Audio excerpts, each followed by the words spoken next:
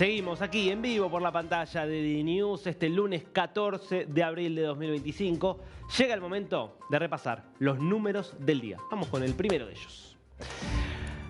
1.000 a 1.400 pesos argentinos, el valor donde va a estar flotando el dólar estadounidense desde hoy, desde ahora. Son los dos números que están de alguna manera marcando, simbolizando el enorme paso que ha dado hoy el gobierno de Javier Milei hacia una normalización de la economía. Esto es la salida del cepo cambiario, lo que en el mundo se conoce como controles de cambios muy estrictos que hacían difícil para tanto para la ciudadanía como para las empresas poder acceder a dólares para hacer operaciones elementales. Desde hoy, el tipo de cambio oficial va a flotar libremente dentro de esas bandas. ¿Qué significa que va a flotar libremente? Que el Banco Central no va a intervenir.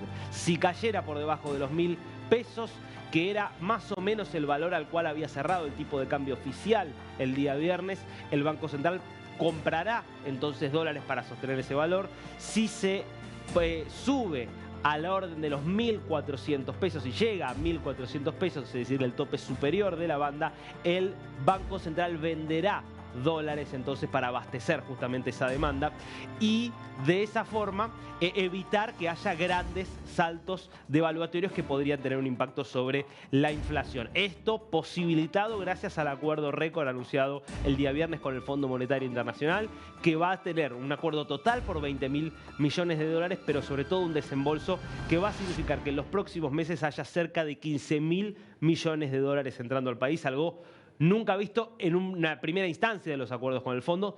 Tiene que ver con que el gobierno de Javier Milei ya hizo todos los ajustes que tenía que hacer. La economía está, en ese sentido, funcionando ya sin déficit fiscal, sin déficit comercial. Lo que faltaba, obviamente, tener reservas en el Banco Central para poder tener una cotización libre del dólar. Esto es lo que empieza a regir ahora. En principio, en las primeras horas, muy buena respuesta por parte del mercado.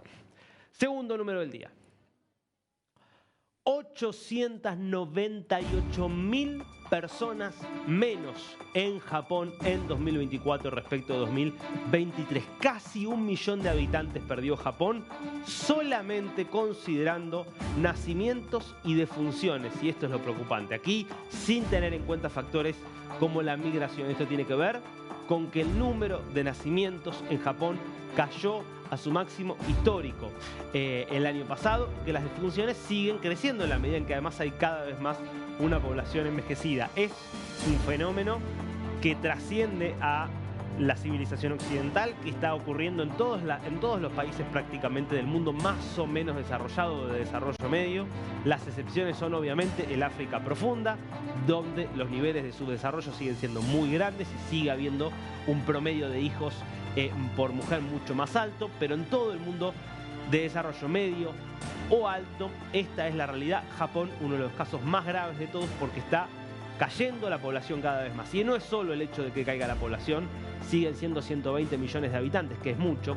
El problema es la composición de esa población y es que hay cada vez menos personas jóvenes, que son las que trabajan, las que generan riqueza, y cada vez más personas adultas, mayores, que ya no están en condiciones de generar riqueza, o que por lo menos, quizás lo están algunas, otras no, pero que ya no están obligadas a hacerlo porque pueden jubilarse, lo que empieza a generar un desequilibrio en el sistema económico y donde empieza además a generar una tendencia al declive de la producción y de la generación de riqueza. Es uno de los grandes desafíos de la sociedad que se viene, un desafío al que no se le presta la suficiente atención. Vamos a los rostros, a las caras de este lunes. Y la primera es la de Yair Netanyahu, el hijo del primer ministro de Israel, que protagonizó una polémica y un cruce con el presidente de Francia, Emmanuel Macron, a partir de declaraciones que había hecho Macron sobre Gaza, a partir de que Macron anticipara o diera a entender que estaba preparándose para reconocer la existencia de un Estado palestino. Un gesto más que hace Europa. Ya hay muchos países europeos que han tomado esa decisión, en gran medida porque viven absolutamente alejados del conflicto en Oriente Medio, sin tener el más mínimo compromiso real con lo que pasa en Gaza, con lo que pasa en Cisjordania, con lo que pasa en Israel. Hoy reconocer un Estado palestino cuando las autoridades palestinas son, por un lado, Hamás en Gaza, una organización terrorista que quiere aniquilar a todo el Estado de Israel. Y del otro lado, la Autoridad Nacional Palestina, absolutamente incapaz de mantener el control de su propio territorio porque tiene filtraciones terroristas por todos lados, pero además un grupo político que quizás no comete ya ataques terroristas, pero que financia a las familias de los mártires, es decir, de los terroristas, y que al mismo tiempo pacta con los terroristas cada vez que puede. Bueno, es evidente que es una forma prácticamente de empoderar a los terroristas, reconocer hoy un Estado palestino. No en el futuro. Si en el futuro hubiera un liderazgo palestino en condiciones de convivir pacíficamente con Israel, está claro que Israel no se va a oponer a que exista ese Estado palestino. En estas condiciones es hacerle el juego al terrorismo, y es una respuesta sobre todo a la enorme población islámica que tienen estos países, a la cual le tienen tanto miedo las autoridades europeas. Fíjate el tuit que publicaba Yair Netanyahu, justamente respondiéndole a Macron y algo que había dicho, bueno, sobre sus intenciones en Gaza. Dice, bueno, screw you, que sería como jodete o andate a la M. Sí a la independencia de Nueva Caledonia, sí a la independencia de la Polinesia Francesa, sí a la independencia de Corsia, sí a la independencia del País Vasco, sí a la independencia de la Guayana Francesa. Basta del neoimperialismo francés en África Occidental. Claro, prácticamente aquí el punto es Macron insinuando, denunciando que Israel, o sumándose al discurso histórico de la izquierda y del antisemitismo de que Israel es una especie de Estado ocupante, como si fuera una especie de potencia imperial, cuando del otro lado él es el presidente de Francia, que sigue teniendo viejos vestigios del imperialismo que se ven en justamente todos los territorios que acumula a lo largo del mundo. Bueno, el primer ministro israelí le respondió a su hijo, llamándolo un poco al orden, pero al mismo tiempo defendiendo parte de lo que él decía, porque obviamente ya le había respondido el propio Netanyahu a Macron. Veamos lo que publicaba en su cuenta Netanyahu: amo a mi hijo Yair, un verdadero sionista que se preocupa por el futuro del país. Como todo ciudadano, tiene derecho a su opinión personal, aunque el estilo de su respuesta al tuit del presidente Macron pidiendo la creación de un Estado palestino me resulta inaceptable, obviamente, sobre todo por el insulto inicial. El presidente Macron se equivoca gravemente al seguir promoviendo la idea de un Estado palestino en el corazón de nuestro país, cuya única ambición es la destrucción del Estado de Israel.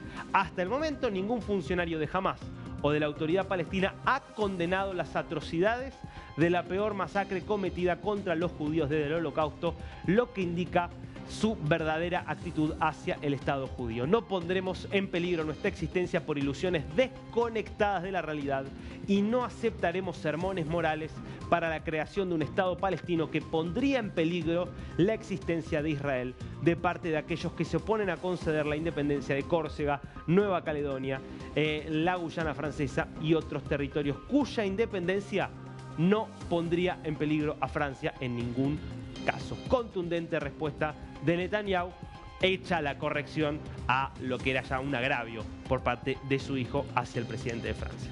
Segunda cara del día.